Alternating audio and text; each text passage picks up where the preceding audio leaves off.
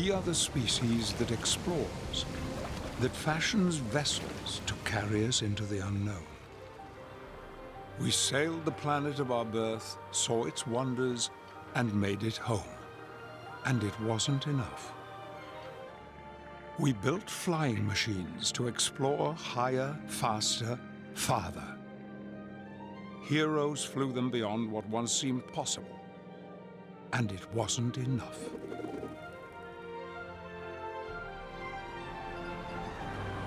In time, we created special craft that would ferry us to the edge of space and back. And as always, there were the few brave and brilliant souls ready to guide this vessel through dangers in the name of discovery. TTC. TTC's go. SRO. SRO's go. You have a range clear to launch. Main engine start.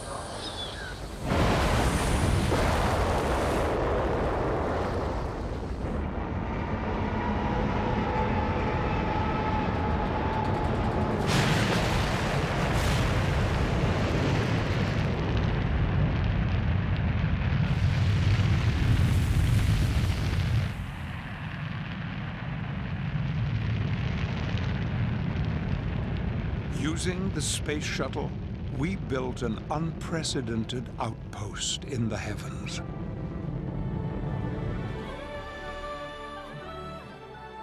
We learned in the weightless world of the International Space Station, peered into the dark night of an infinite universe, and it wasn't enough.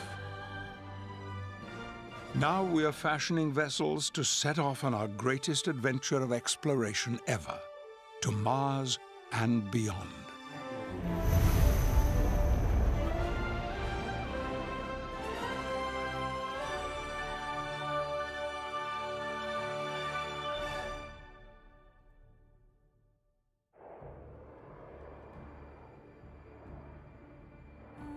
Who knew that 30 years would go by so quickly?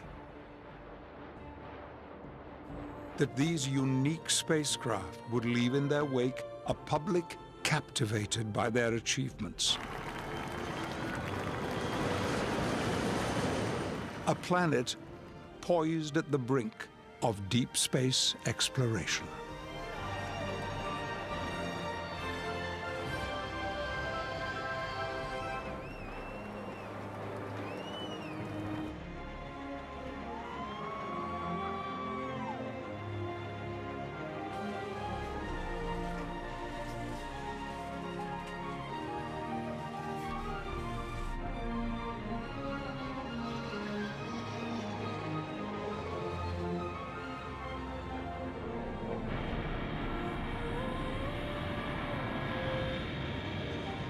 As an astronaut, I definitely felt I was saying goodbye to a longtime friend when the last shuttle landed.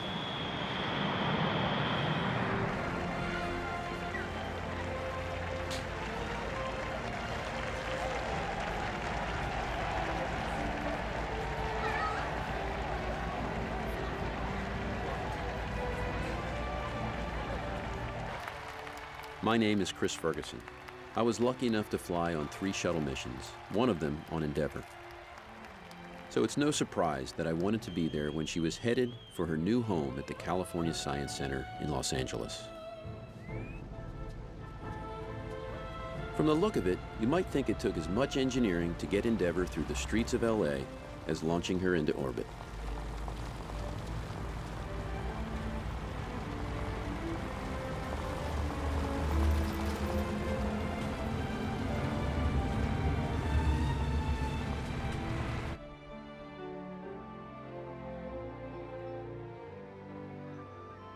Watching the orbiter squeeze through the city neighborhoods, you could feel just how much the shuttle had come to stand for, almost as if it had taken all of us into space.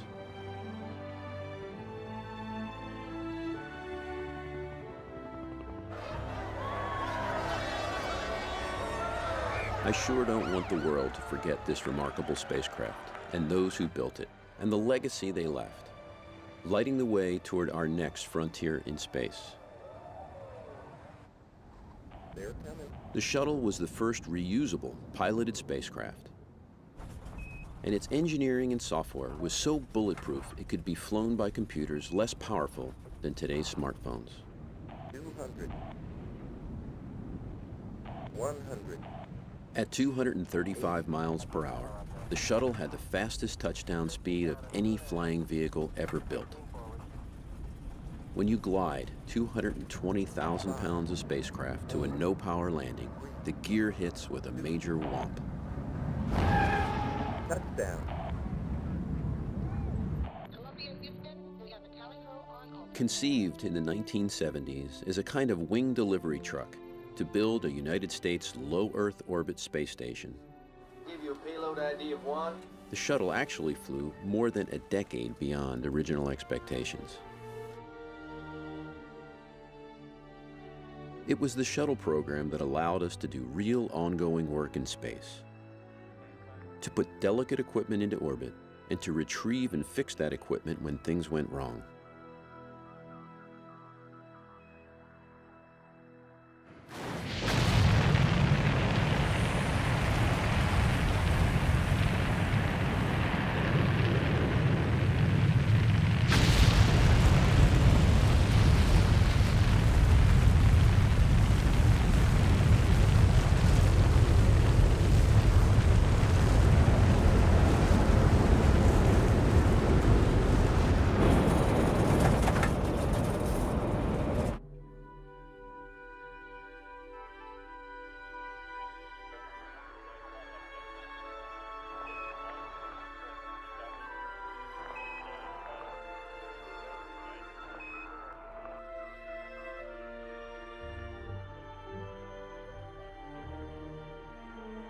Orbiters deployed, retrieved, and repaired over 100 scientific and communication satellites. And no missions were more important to our understanding of deep space than the 5 flights beginning in 1993 made to repair and upgrade the Hubble Space Telescope. Hubble affirmative. You have a go for release.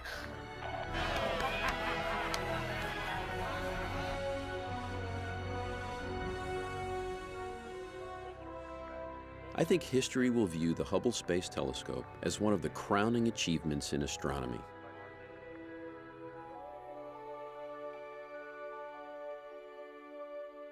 The Hubble gave us an unprecedented view of both our closest neighbors and of galaxies unimaginably far from our own.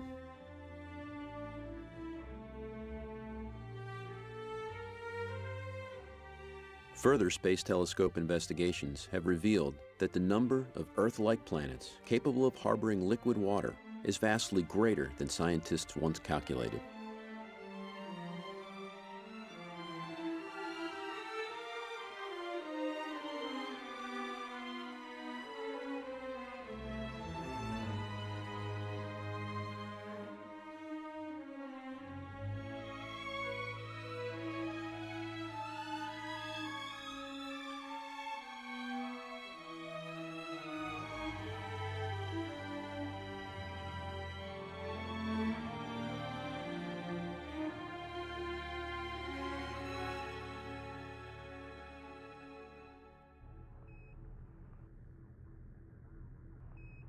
In 1995, the shuttles began a new era of international space exploration when Atlantis docked for the first time with the Russian Mir station.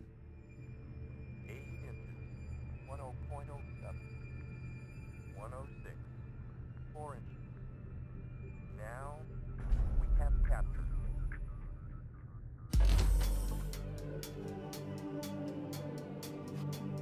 Altogether, the orbiters made 11 trips to visit Mir.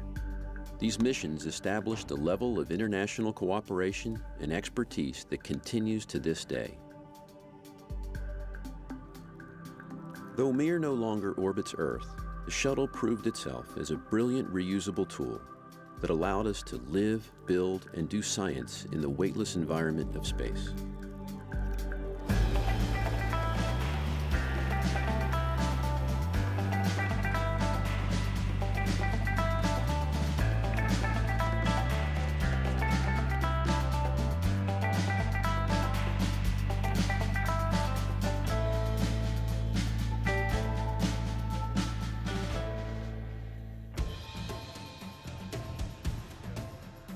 the shuttle's truest legacy crosses the sky above us every 90 minutes.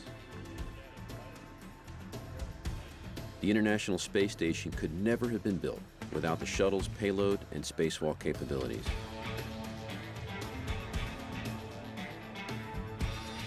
Space shuttles and Russian Soyuz and Proton rockets made more than 40 flights to construct the International Space Station, a true engineering miracle.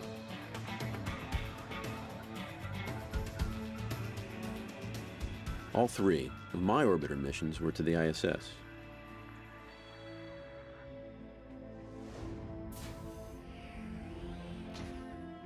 Modules built by NASA partners in Asia, Europe, and North America came together above Earth over a period of 13 years to create a floating world longer than a football field and with more living space than a 6-bedroom house.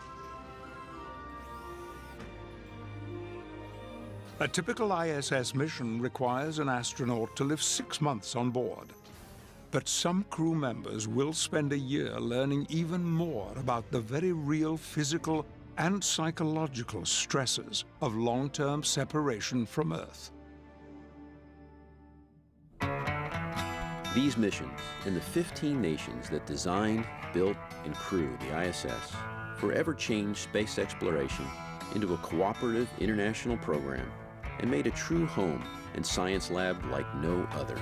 Wash away my troubles, wash away my pain, with the rain and Shambhala. ISS system designs and scientific experiments have spawned a multitude of Earth-useful discoveries, including breakthroughs in water purification and robotic microsurgery. But most important, the ISS is our springboard to the future, giving us the knowledge and confidence to sustain human life as we explore deep space.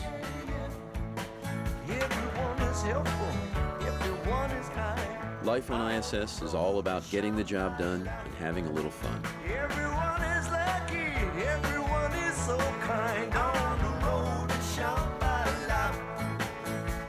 And nationality is mostly about tasting each other's food.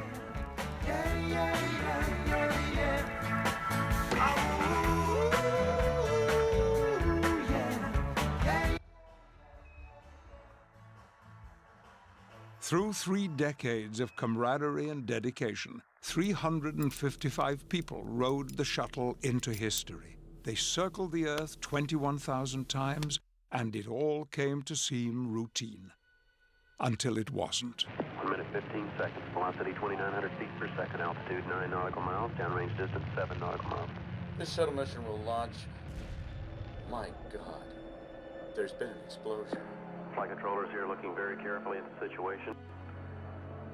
Obviously a major malfunction. In 2 accidents that stunned the world, we lost 14 astronauts. It was a sobering reminder that every spaceflight is charged with potential danger. They had a hunger to explore the universe and discover its truths. They wished to serve, and they did. They were pioneers. The future doesn't belong to the faint-hearted. It belongs to the brave.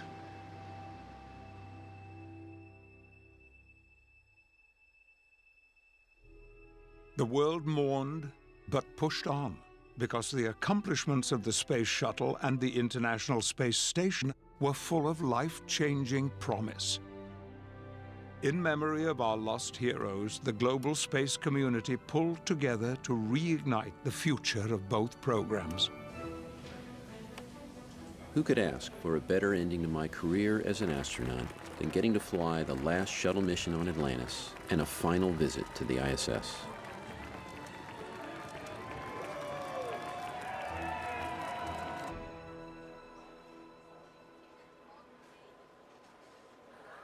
Atlantis, go. So for the final time, Fergie, Doug, Sandy, and Rex, good luck, Godspeed, have a little fun up there. Without ending the journey today, Mike, we're completing a chapter of a journey that will never end.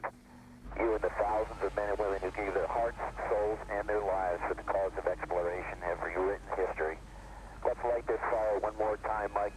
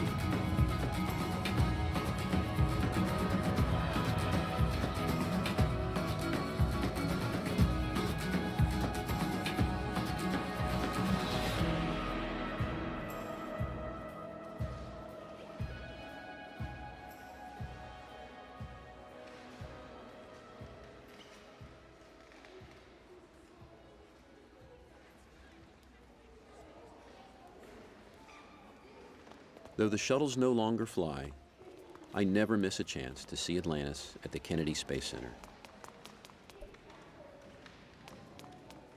But I came to KSC to get a look at the next big step in deep space exploration, and it's called Orion.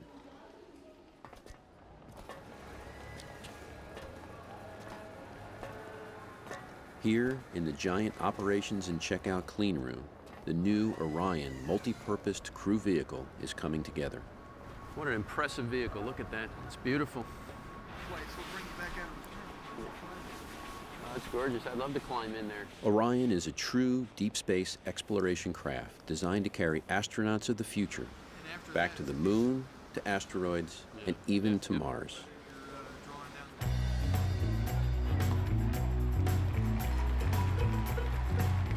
I've always been drawn to explore and try new experiences. Maybe that's why I applied to be an astronaut. I'm Serena Aughnan, and I'm one of the newer group of astronauts chosen by NASA.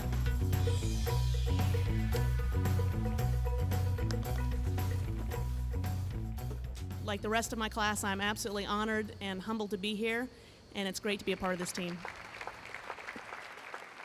I guess you could say I'm one of those people for whom the future has always seemed an unfolding adventure. So you can go forward and backwards in the procedure just by using this toggle switch over here. Yes, that exactly. Learning from astronauts like Lee Morin, who have already spent weeks in space, gives you a great sense of confidence. The Orion mock-up provides astronauts in training, like Serena, a chance to learn flight procedures and also give feedback to perfect new systems. This should be a piece of cake for Serena, since my shuttle's 10 screens and more than 1,000 switches have been streamlined to just 3 screens and 60 switches on Orion. Hey Lee, you can open the helium crossfeed valve? Okay, we've got that go, so go ahead and send that command on the helium crossfeed valve. All right, copy that.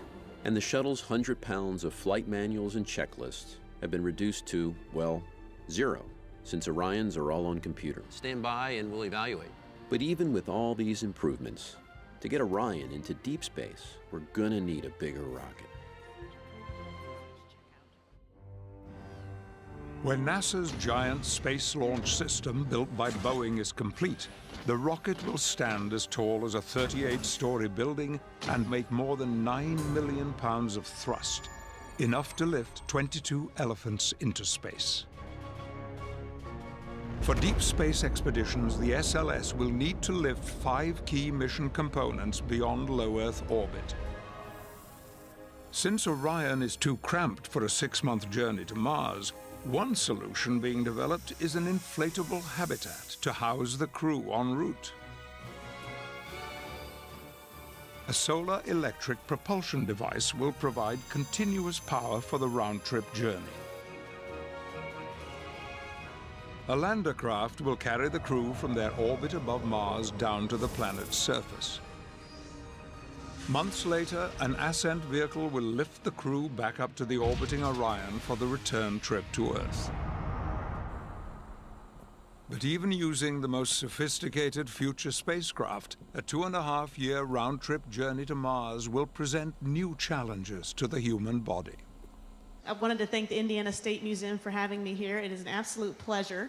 As a medical doctor with a specialty in aerospace medicine, I am particularly interested in keeping astronauts healthy as we head into deep space for long periods of time.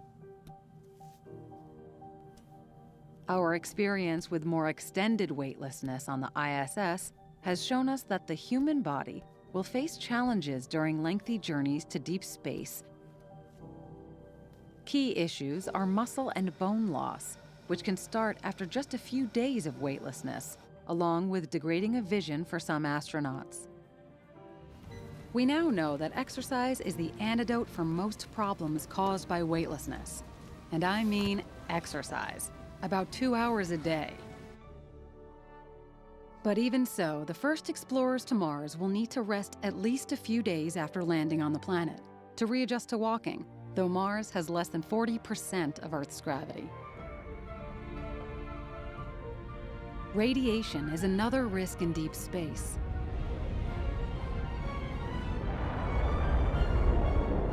Radiation from our sun's solar storms is one source of danger. But cosmic radiation, which permeates all of deep space, is another ever-present challenge to human health.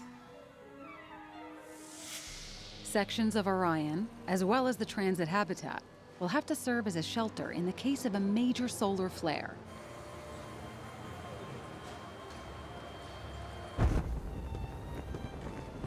In the Arizona desert, an Orion mock-up is being drop-tested to evaluate re-entry systems.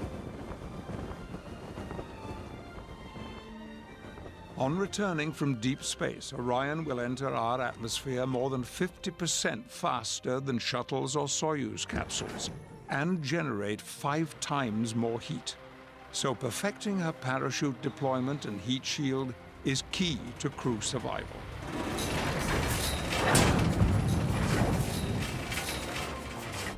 At the Kennedy Space Center, Orion is being prepped for an uncrewed test flight into deep space. This new vessel marks the first step in over 40 years to put humans beyond low Earth orbit. A journey to Mars is on the horizon because of wide-ranging international efforts by both governments and private enterprise. Companies from Boeing and Lockheed to newcomers like SpaceX, Sierra Nevada, and Orbital Sciences are developing spacecraft to service the ISS and beyond. Some private groups foresee a technically simpler one-way mission to colonize Mars. Already thousands have volunteered to live permanently on the Red Planet. The demands of going to deep space will push old designs to new limits. This looks good. Okay. Hey, new glove. Should be good. Sounds good. My name is Lindsay Aitchison, and I am a spacesuit project engineer at NASA Johnson Space Center. I first started thinking about spaceflight when I was 4 years old, when I first came to JSC to take a tour at the visitor center. We have pictures of me just sitting inside this spacesuit, and I just knew that's what I wanted to do.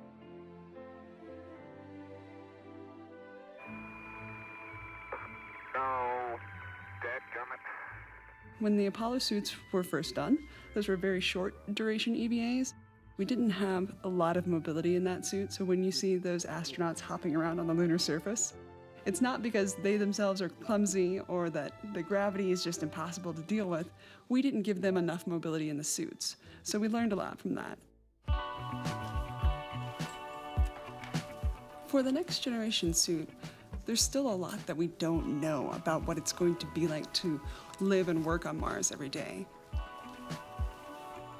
Once there, you'd be doing EVA, walking outside on the planet about every other day.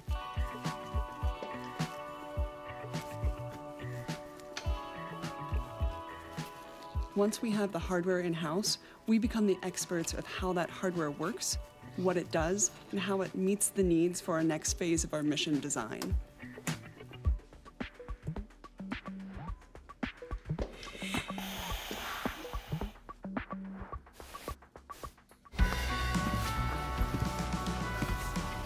We actually get into the suits because the best way to understand how a spacesuit moves is to be inside of it and work it yourself. I'll be asking Richard to perform specific tasks, and what I'm looking at is, what is his gait like? And so I'm watching how the bearings in the hip move and how the bearings in the waist move. And by comparing natural body motion to suited body motion, we can start to tweak the design of the suit to make it more natural. So that's what we're focusing on for exploration, is how do you walk, how do you bend, how do you kneel, how do you do all those geology type tasks?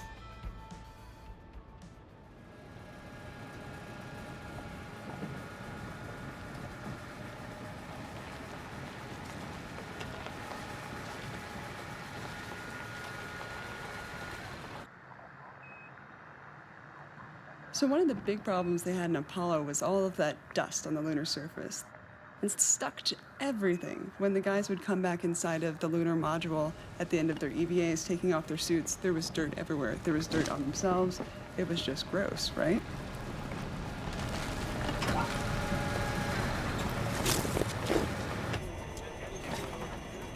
And that dirt is actually pretty harmful, the lunar dirt, specifically to breathe in for long periods of time. So long duration missions, we wouldn't want to bring that dirt inside of us all the time.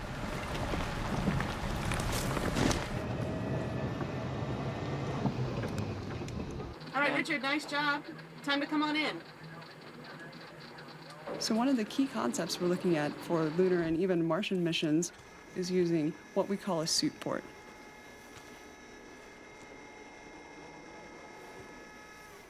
The idea of a suit port is that you have this plate that becomes your pressure seal between the vehicle and your suit. So when you're not using the suit, it stays outside the entire time. It is physically attached to the vehicle, so you can come in and out of your spacesuit without ever having to physically go into an airlock like we do today. Welcome home, Richard. How'd the suit feel? Feels good. Outstanding. Strong work out there.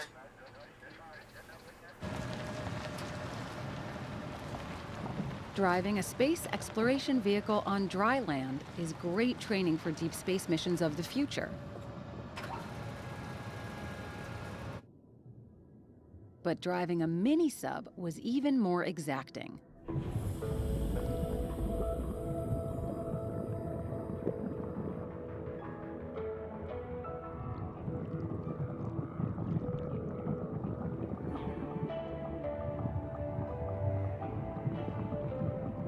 No, there are no liquid oceans on Mars. But before setting out for the Red Planet, astronauts may make test missions to nearby asteroids. A mini-sub resembles the kind of craft we will use to explore asteroids, and the ocean matches the zero gravity of space.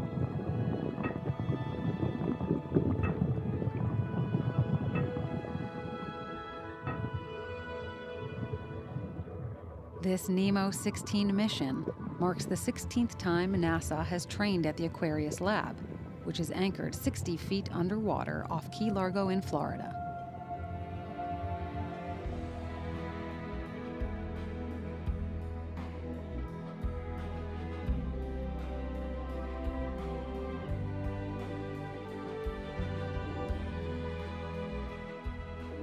NASA aquanauts live in the lab for up to 2 weeks without coming to the surface.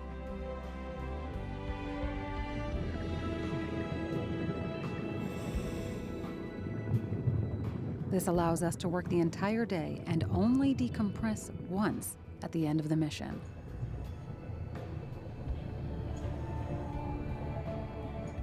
Any mistakes here can have real consequences, exactly as in deep, inhospitable space.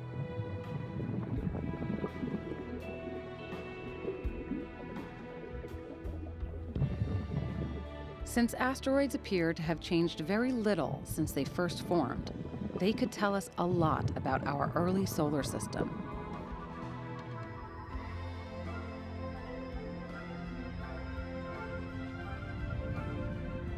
Ultimately, we may develop space tools to capture and reposition a small asteroid to orbit our moon. This would allow for easier study and also develop our ability to deflect a larger asteroid that was on a collision course with Earth.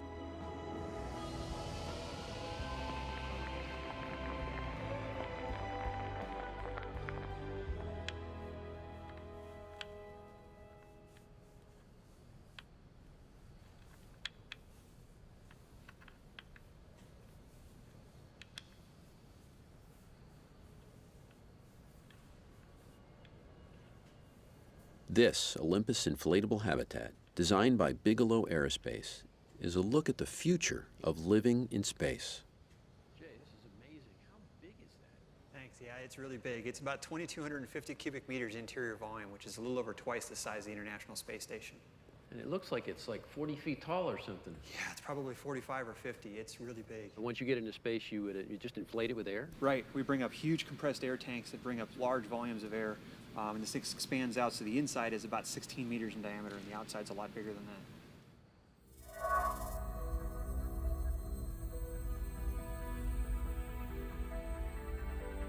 It's surprising that an inflatable habitat can protect its crew against micrometeorites and radiation, but that's what tests have shown.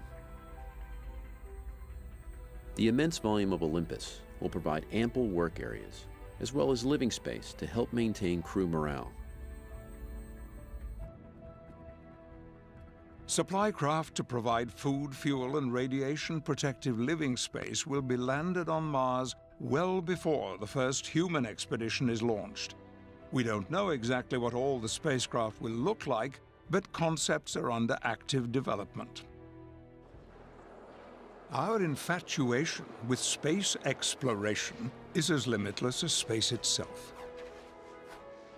Without the shuttle, there would be no International Space Station, the vital test bed for a future human expedition to Mars. And that mission is closer than you might imagine. NASA projects we will get to Mars in the 2030s. In other words, within the career of today's young astronauts. So any of these movies that you see where people survive even for 20 seconds, Operation... Why go to Mars? Why not just send more and more sophisticated robotic vehicles? I think to explore beyond what is known is simply at the core of our DNA. And only a human mission can tell us definitively if we can survive and establish future settlements on Mars.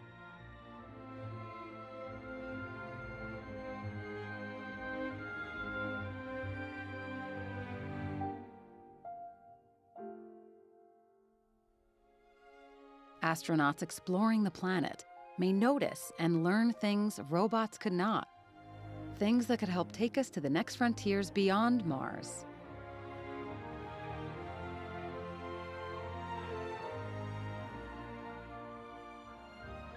Every 26 months, there is an optimal window for launching spacecraft to Mars. But even using the planet's orbits to shorten distance and increase speed, with currently planned propulsion, the trip to and from Mars will take 6 months each way.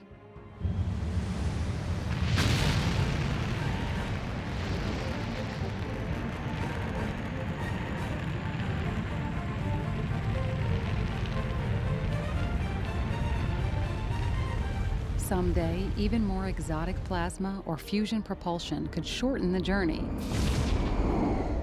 But the first explorers to Mars will not have that luxury.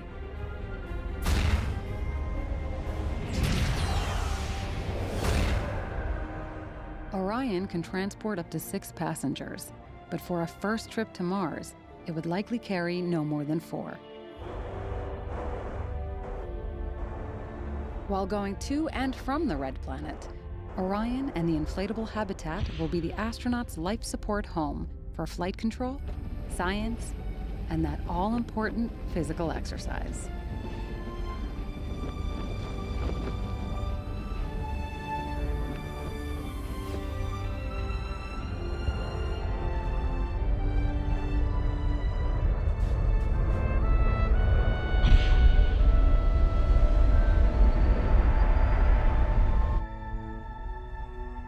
Going to Mars, getting there, working there, coming back, will take nearly 3 years. I wonder how that will feel, to be away from home and friends and family for so long.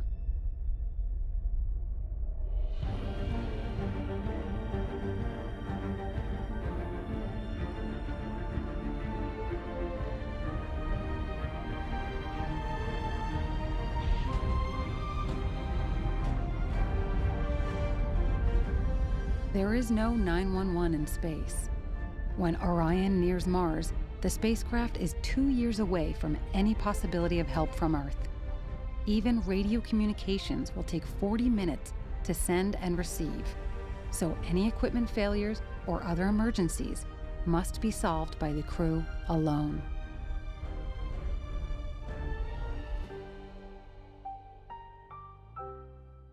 Nearly 4 decades of robotic exploration on Mars has blazed a path for humans to follow.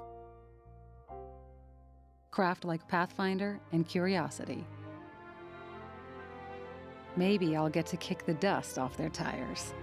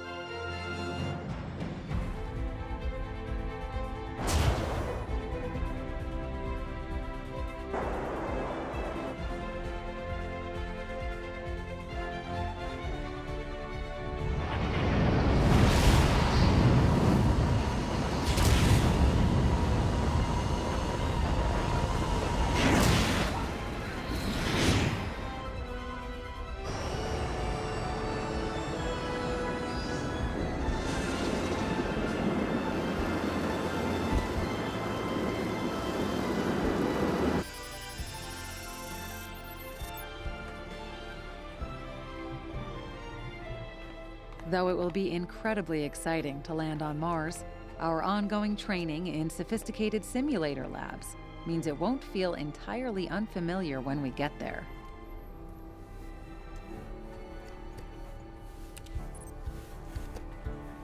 Later explorers to Mars might travel hundreds of kilometers to mine their own water and hydrogen to make fuel for their return to Earth. But first visitors will have their hands full, making the discoveries that only a human mission can accomplish.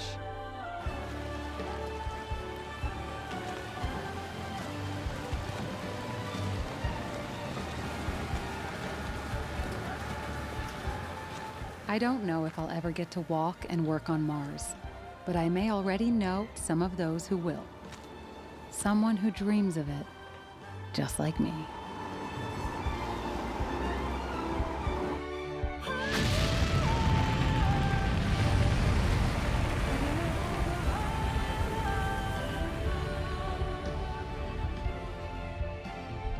Humankind has forever been drawn toward the unknown by the simple innate conviction that to see the long-hidden side of the mountain, to brush the infinite depth of the sea, might reveal where we come from and who we are. When humans do touch and explore Mars, it will be among the greatest achievements in history.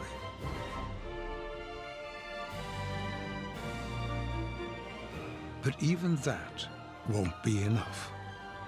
We are the species that explores. We will fashion new vessels to carry us still deeper into space, venturing from our life-giving home to uncover the secrets of the cosmos and our own unimagined possibilities.